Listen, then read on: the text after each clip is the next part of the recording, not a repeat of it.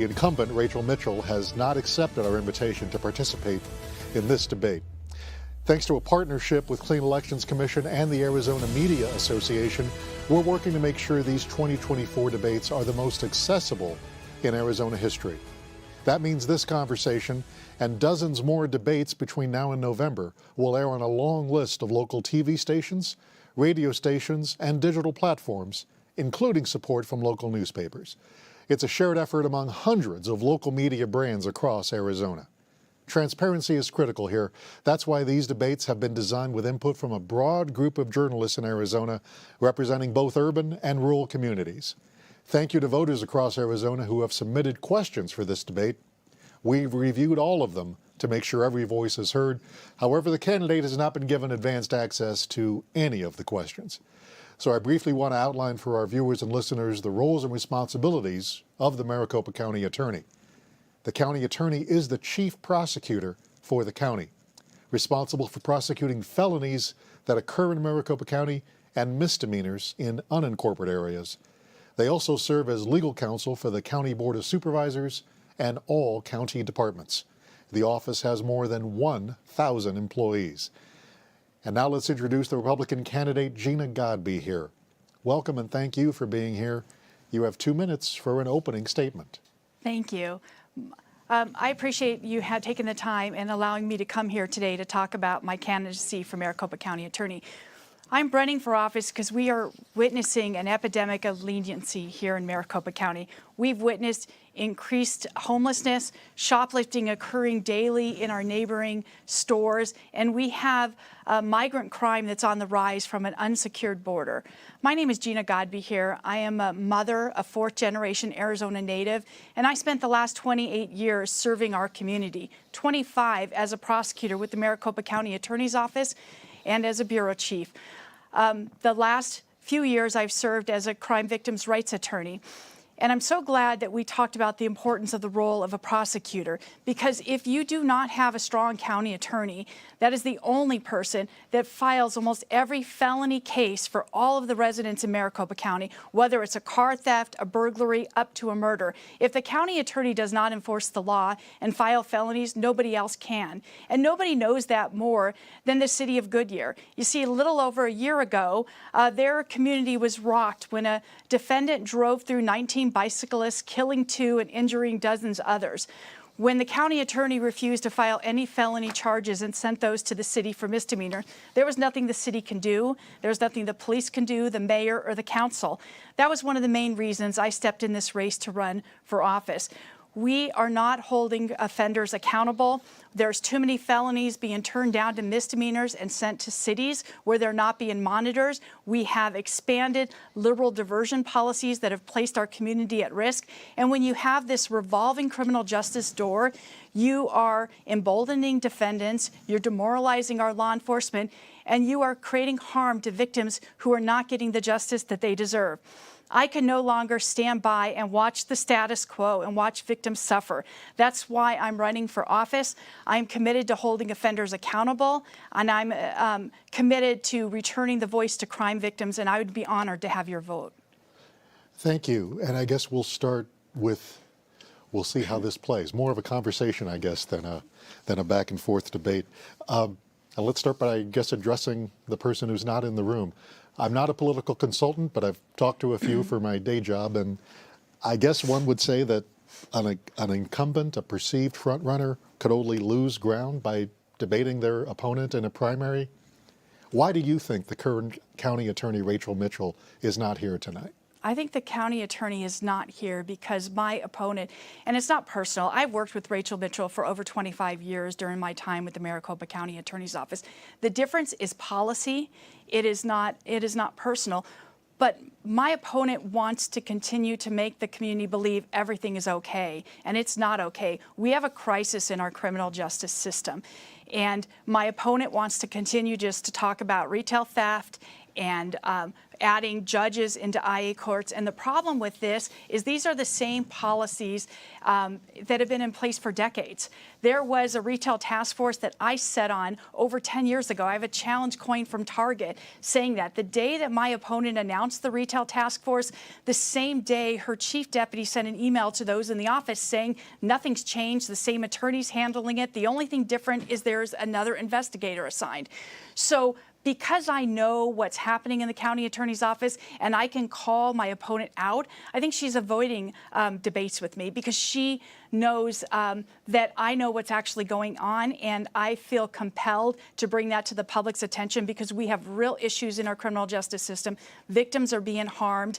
Police officers are not being protected, and we have to change course or we're in trouble. We cannot afford 4 more years of going on the status quo and pretending everything is okay because it's not. And your website has talked about trying to educate citizens about the role of the county attorney's office and sort of building institutional trust. It's a job that you're obviously asking for votes. It's a political job, but it also is a judicial job. How do you balance that political role against the judicial role? When you say balance the political role against the judicial role, I think this should not be a political position. This should be nonpartisan. It shouldn't matter if you're a Democrat or Republican. If you committed a crime, you should be held accountable. And if you are a victim of crime, you deserve justice. So when you balance the role, as long as you enforce the law, you do not bring politics into it, but politics should have no play. And it's why I'm concerned where prosecuting agencies across the country and in our state, when they weaponize the prosecutor's office, they do a disservice to our role. Our role is to be the fair administrator of justice. We shouldn't bring politics into that. It should be an assessment of the case, and it shouldn't matter who committed the crime and who the victim is. Everyone should be treated the same, which is why I'm also concerned with the handling of my opponent in the Charles Ryan case. In that case, my opponent gave a sweetheart deal to a political insider, a deal that nobody else in the criminal justice system would have received. And she used an excuse of alcohol that is an excuse, but it's not a legal defense, to try to justify what really was an unjustifiable plea. And as a result, it created an appearance of a two-tiered system. So when you engage in conduct like that, that's how you erode trust in the system.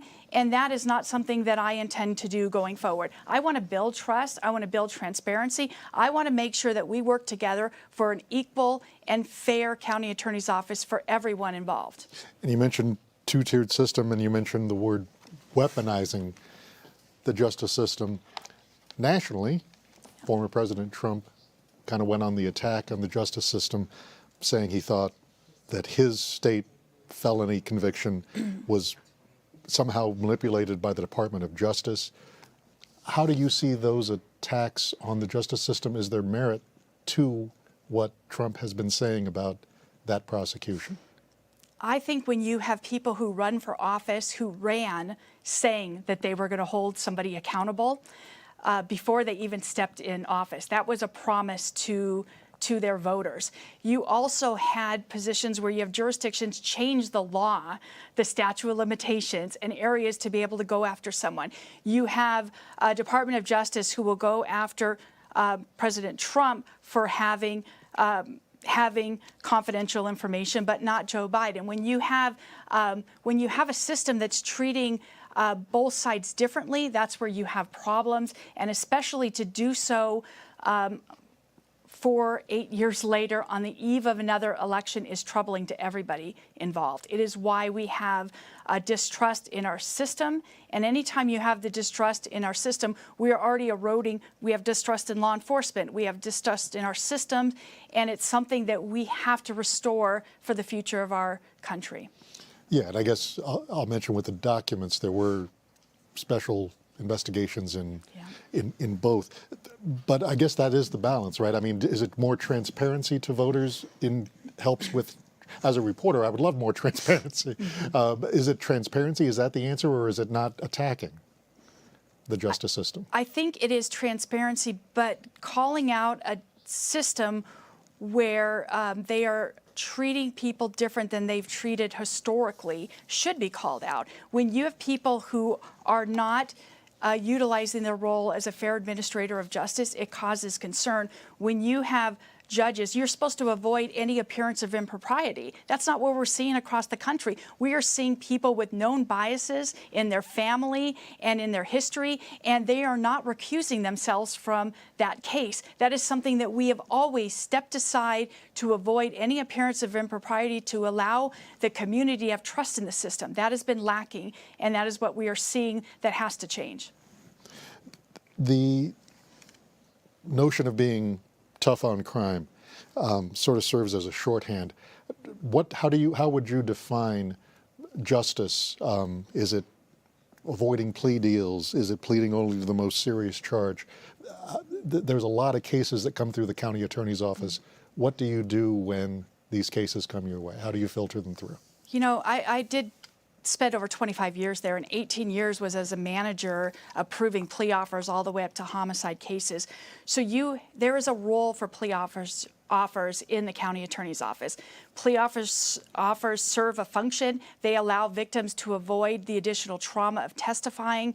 They ensure finality of judgment for the victims, and they also save resources. So there is a value, but the key is plea agreements have to be fairly applied to everybody. You have to have policies, and you have to make sure that they're enforced, so one defendant isn't getting a better plea than another defendant who are similarly situated. That is the key. So when you're dealing with plea offers, there will always be plea offers, but you got to make sure that they're fairly imposed.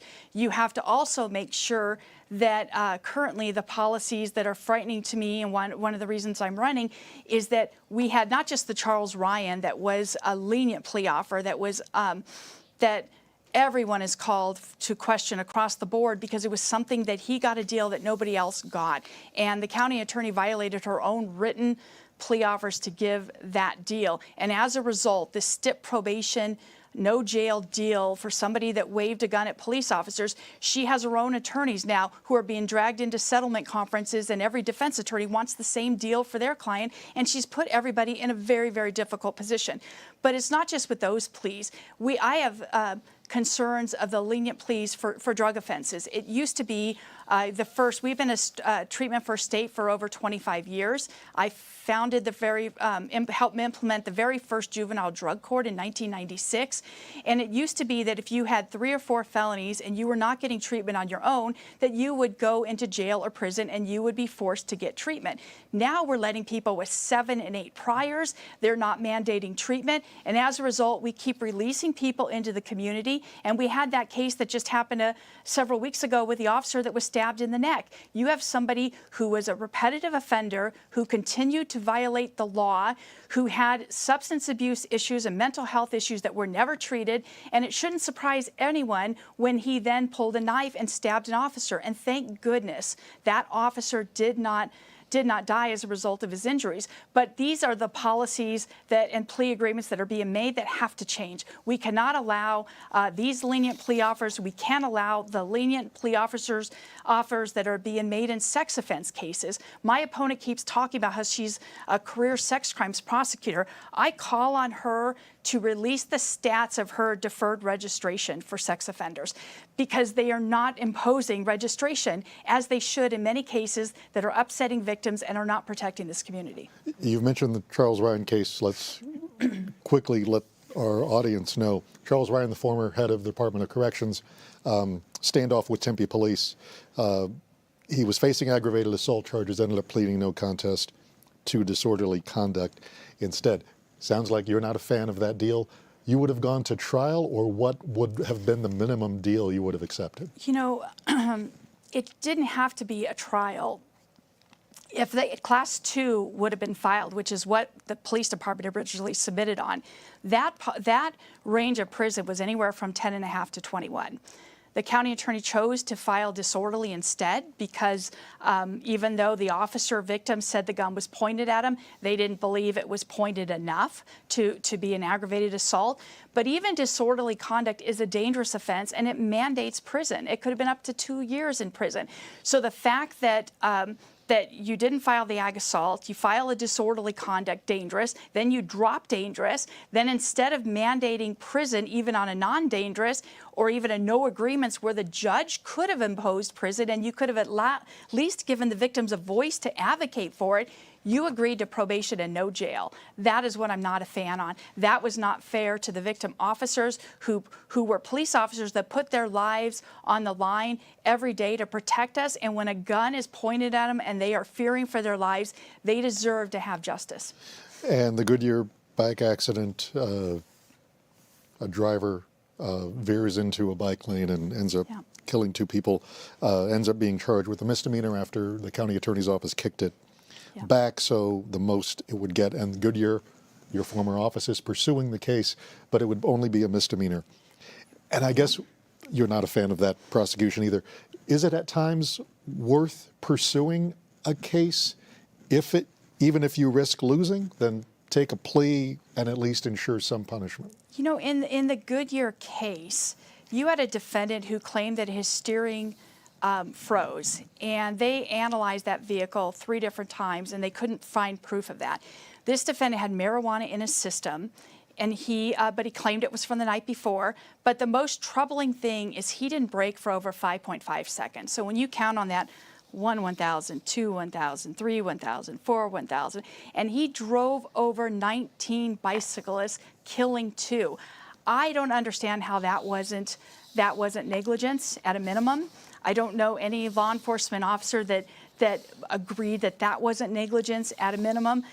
So I am not a fan on when you have something like that and you're going to tell this community that all they're going to get is 2 misdemeanor convictions that's not going to give them the justice they deserved. Yes, I am troubled. And some of those cases, a jury needs to decide. On your criticism of Rachel Mitchell's plea deals, including the Charles Ryan case, on a radio show you saying that it involved liberal staff running the office. Is that, and it sounds like you're still speaking to people who work in the office, are these Mitchell appointees she placed, or are you talking about needing to root out, if you get in, longtime staffers who've been at the county attorney's office? Oh, no. We have some amazing staffers at the county attorney's office, people who I've worked in the trenches with for decades. I'm talking about liberal staffers that are influencing their liberal policies, specifically the dangerous liberal diversion policies that I hope we get time to talk about.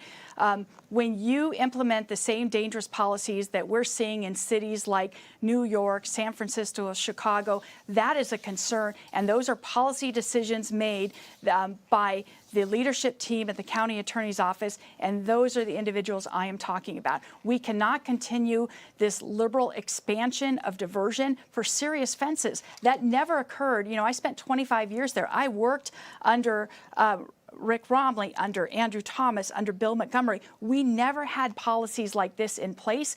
And even to expand diversion, where you're offering diversion for cases like robberies, impersonating of police officers, ag assaults on officers, and you make diversion offers even when victims object. Those are the ones that are concerning to me. These are the policies that are endangering our communities and doing a disservice to crime victims. And let's talk about diversion programs. I mean, I guess one way of looking at them is it will keep certain offenders out of prison, and maybe, although prison is designed to rehabilitate, it doesn't always do that job, and people might get just caught up in a cycle of criminal convictions. How do you manage who should be eligible for diversion programs? Are there populations you think benefit from specialized courts and programs? I think that diversion is great in areas in the juvenile system. When we're talking about substance abuse and addiction, domestic violence issues where you can get anger management to families and drug treatment to families who need it. It can also be helpful in some minor offenses like shoplifting cases. But when you're talking about serious felony cases like robberies, unlawful flights, that we used to mandate a designated felony because we wanted to send a message that you can't flee from police if they're trying to stop you, and then to turn around and give them a diversion. And so the voters understand, and your viewers, diversion means you either do 10 sessions or 20 sessions and your case is dismissed and you have no record. 10 or 20, depending on if you're determined to be a high risk or low risk. And so when you take somebody who commits a robbery, you let them do 10 or 20 sessions and their case is dismissed and they have no record, that is where I'm concerned. And if you look at the county attorney's own data on their website, only 52% of all of their diversion is successful. That means 48% is unsuccessful. And of that 52% that is successful, they are showing recidivism rate in the first 12 months. 15% are rearrested. I think it was 4.4% for new felony submittals. That should concern everybody. This is not a successful diversion program. This is a failure. And you should never allow diversion for people who attack an officer. If somebody will attack an officer, they'll attack anyone. So when you're allowing diversion on these serious cases that involve victims, and you are placing people on diversion even when crime victims come and object and want to talk about the harm that was done to them, and the county attorney is ignoring those voices and giving them diversion anyway, that is where we've gone too far. And we have to rebalance the scales to hold offenders accountable. And I guess, there's a couple other topics to move. Well, given the time, let's ask you about abortion. The Arizona Attorney General has said she would use her supervisory authority to block county attorneys from prosecuting any abortion cases. Would you want the power to prosecute cases involving abortions that you believe violate Arizona law? The Attorney General has no authority to prevent the county attorney from enforcing the law. So I'm not going to allow the Attorney General to tell me how to do my job if I am blessed to get the job. And when you're talking about abortion specifically, that is an area where the voters are still determining what Arizona is going to look like in a post-Roe world. We have, is it the 15-week ban? Is it going to be the more expansive, almost abortion on demand that's going to be before the voters in November? We will decide that. But what all of the voters should understand is my role as the county attorney is going to be to enforce the law and the will of the people, and whatever that may be once it is determined. And so when it comes to abortion, just know I'm not going to substitute my judgment, whether it be abortion or any other category of laws, for yours. You get to choose what the law is going to be, and my job is to enforce your will. There have been concerns about elections. Maricopa County has been at the center of that locally and nationally. In 2022, you said there were questions that still needed to be answered. Do you have those answers? Are you confident that this election, the procedures that will be done for this election, are up to snuff? I am confident with this election that we are aware, and if there are any concerns with policies, people are going to be addressing those proactively and not waiting to the last minute.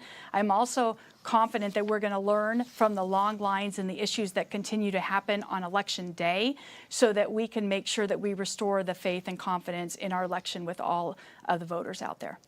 You were not a fan of the sanctions the county went against Kari Lake. Was that because you thought the case had merit, or just you thought sanctions were inappropriate? I think you should never impose sanctions for people who want to question the integrity of the office. That silence critics, and it's improper. And I also wasn't a fan of members of my opponent's team who decided, we all saw the lines. We saw the issues with drawer 3 and whether to put in drawer 3 or not, and whether Sharpies could be used or not used. There was a lot of panic and there was a lot of confusion, and I think it was inappropriate for members of my opponent's team to criticize and blame that on the voters because they chose to exercise their constitutional right and vote on Election Day. Everyone has that right, and that's something that should never have happened. And briefly, because I want to make sure you have enough time for your closing statement. For voters who wish to reclaim this office for Republicans, last time you lost the primary 57% to 42%. What do you think would be the difference this time? This time, the power of the incumbency was hard last time, and I was new getting in the race, but I have been working to get into the certain areas of the county that I didn't get to last time. And the more my voice is heard, I had the winning message. I had the right message, the support of law enforcement. Last time I had 90% of all law enforcement endorsing me. It was just hard to get that message out to the public. And this time I have a wonderful team and a great grassroots effort. And together we are letting the public know what is at stake in this election, and we are going to win on the messaging. I'm going to try to sneak one more in about 30 seconds. We're seeing the first Gilbert Goons cases be prosecuted. Do you think that some of those are plea deals, obviously? Do you think that's enough? Very briefly. I'm very concerned with the Gilbert Goons because we should have been in that community from the beginning. And my opponent, one of the worst things when that community was at crisis and these juveniles were afraid, and we know of at least 2 homicides connected to that case that we're hearing about. When this community was in crisis, we should have been in there trying to encourage our youth to come forward, empowering the bystanders. The last thing that we needed to do was to be lecturing the community and the parents and dismissing any law enforcement questions on the Gilbert case. I pledge that I'm going to be present in that community when the crisis arises, and I will be using plea offers when appropriate to send a strong message of deterrence to say that's not going to be tolerated. Excellent. And I will read this slowly to give you time to sip some water if you wish, because it's now time for closing statements. And Ms. Godbehere, you have 1 minute. Thank you. Are you tired of lawlessness and the revolving criminal justice door? Do you believe it's time to return to enforcing our laws and holding offenders accountable? Well, voters, you have a choice. You can go with my opponent who's going to continue the status quo and pretend everything's okay, or you can choose a conservative fighter, someone who's not running for power, who's running to make a difference, someone who wants to end the liberal policies that have taken root under my opponent's watch and hold violent and repetitive offenders accountable, someone who's going to restore the voice for crime victims. I will stand by law enforcement, those who protect us 24/7. Law enforcement officers are going to be your first line of defense. I pledge to be your last line of defense. I will do everything in my power to protect this community, for our families, for our children, but I need your help. Please learn more of my candidacy and join me in this fight at ginaforjustice.com. Thank you. And thank you. That's the time we have for Gina Godbehere, Republican candidate for Maricopa County Attorney. As a reminder, the Arizona primary election is July 30. Early voting starts July 3. All registered voters can participate in the primary, including independents. A lot of officers are up for election this year, so we'll keep hosting these debates or monologues through the summer and fall. Go to azmedia.org to see a list of every local media partner, plus upcoming debates and where you can find them on TV, radio, and digital platforms. You can also see the full debate schedule, learn more about clean elections, and submit questions for future debates at azcleanelections.gov. On behalf of our partners at Clean Elections, the Arizona Media Association, Reister, and Bitfire Studios, thanks for watching and listening.